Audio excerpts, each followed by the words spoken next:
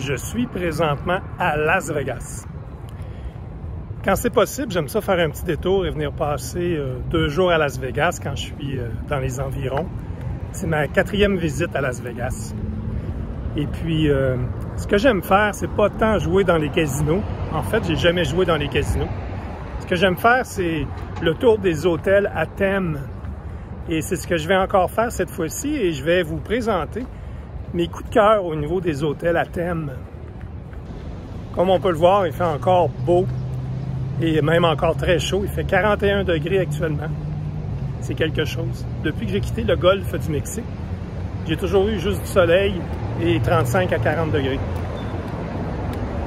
Ce qui m'a frappé cette fois-ci à Las Vegas, c'est de voir à quel point la Stripe est vraiment rendue très lumineuse et elle s'étire beaucoup plus loin qu'auparavant. En fait, il n'y a plus vraiment d'ancien Las Vegas. La Stripe va jusqu'à l'ancien Las Vegas. Ne cherchez donc plus l'ancienne enseigne de Las Vegas qui délimitait l'ancien du nouveau Las Vegas. Elle a été démontée et remontée à l'intérieur de l'un des casinos. Un des derniers emblèmes encore debout de l'ancien Las Vegas est le casino Circus. Son décor intérieur nous fait penser qu'on est à une fête foraine. On peut même y retrouver un mini-parc d'attractions, gage de sensations fortes pour les jeunes enfants. Au niveau des centres commerciaux dans les hôtels, c'est vraiment celui du Caesars Palace qui se démarque des autres. Ces fontaines à l'intérieur sont vraiment magnifiques et il y en a plusieurs. Ça vaut la peine de faire le tour du centre commercial. De plus, l'architecture des boutiques nous donne vraiment l'impression qu'on se promène dans une cité romaine. C'est vraiment très beau. Pour les jardins intérieurs, j'aime bien celui du Flamingo. Il est très bien fait. On y retrouve des lagunes et beaucoup de verdure. Au niveau des architectures extérieures, je trouve qu'il y a 3 hôtels qui se démarquent. Le premier est le Vénitien, avec ses canaux extérieurs qui nous permettent de faire un tour de gondole. Ou encore de nous imaginer sur la place Saint-Marc à Venise. Vient ensuite l'hôtel Paris, avec sa tour Eiffel, l'Opéra de Paris, l'Arc de Triomphe de Paris, le pavillon Turgot du Louvre. Son intérieur n'est pas en reste, puisqu'on y reproduit les habitations parisiennes, les entrées du métro de Paris, ainsi que le pont Alexandre III. Finalement, il y a l'hôtel New York, avec sa reproduction des buildings du centre-ville, la Statue de la Liberté et sa fameuse montagne russe. D'ailleurs, je donne une mention toute spéciale au Food Court du New York, avec les buildings qui incorporent les fameux escaliers de secours typiques du New York. Pour ce qui est des spectacles extérieurs, on ne peut pas passer sous silence le spectacle du Mirage. C'est un volcan en pleine éruption qui nous est présenté. Et que dire du spectacle des fontaines du Bellagio? Toujours très agréable à regarder et à écouter.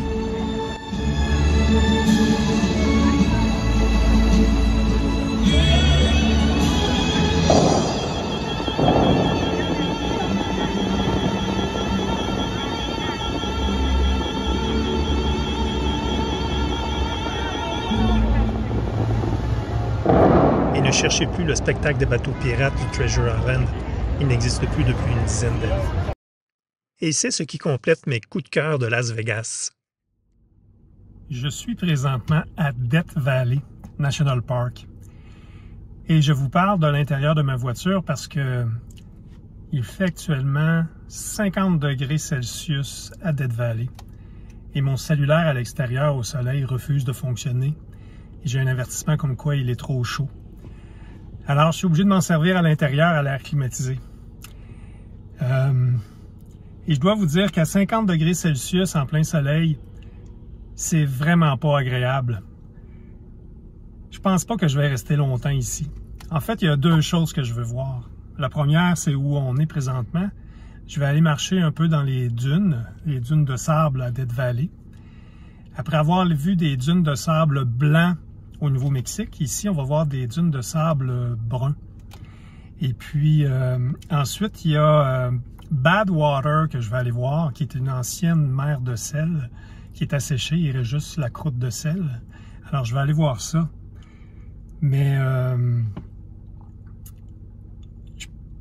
je planifiais rester ici une nuit, mais je vais voir ce soir si je vais vraiment rester passer la nuit, malgré que la nuit doit être plus fraîche. Mais à 50 degrés Celsius, là, j'ai pas de plaisir ici, là, au gros soleil, c'est affreux. C'est une chaleur insupportable. Je ne sais pas comment des gens faisaient pour vivre ici à l'année, à l'époque, quand il y avait de la prospection. Bref, je vais aller voir les dunes. Alors, je me dépêche à faire quelques vidéos avant que mon téléphone devienne trop chaud. Ce sont de belles dunes de sable brun. Oh, que le sable est chaud! Aïe, aïe, aïe, aïe, aïe! Oh! Non, il n'est pas question de se promener nu-pied là-dedans. Oh, tabarnouche, non. Ouf! Dès qu'on enlève la première couche, là, en dessous, à tabarnouche, plus on va profond, plus c'est chaud. Et tabarnouche, dans le livret, il mentionne qu'en plein été, le sable est tellement chaud que ça fait fondre les sandales. Ben, j'ai pas de misère à le croire. On est rendu à Badwater. Alors, c'est une mer, en fait un grand lac d'eau salée qui s'est évaporé. Il ne reste plus que le sel. Et on est très en dessous du niveau de la mer. En fait, ici à Death Valley, c'est l'endroit aux États-Unis où il fait le plus chaud. Et c'est aussi l'endroit aux États-Unis où on est le plus bas. On est vraiment sous le niveau de la mer. Le niveau de la mer est indiqué ici sur la paroi. La marque blanche ici qu'on voit, c'est le niveau de la mer. Alors avant que ma caméra s'éteigne dû à la chaleur, voici le lit de l'ancien lac.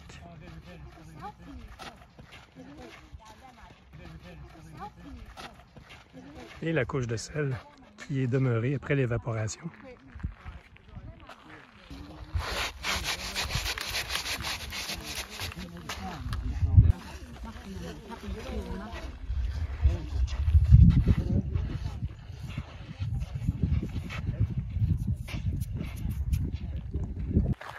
Il fait 50 degrés, donc moi j'ai passé mon seuil de plaisir, si on peut dire, ou mon seuil de tolérance à la chaleur. À 40 quelques degrés à Las Vegas, c'était encore passable. Mais à 50 degrés, là, j'ai vraiment plus de plaisir. Tellement que, après Death Valley, je devais aller à Joshua Tree. Mais je suis déjà allé. Donc, je vais passer mon tour cette fois-ci. Je n'y retournerai pas parce que je commence vraiment à souffrir de la chaleur. Ça fait 30 jours que j'ai quitté le golfe du Mexique. Et depuis que j'ai quitté le golfe du Mexique, j'ai uniquement du soleil et des températures entre 35 et 40 degrés. Alors, il est temps que je m'en aille sur la côte ouest américaine, du côté du Pacifique, pour profiter un petit peu des plages et tout ça, et d'une température un petit peu plus clémente.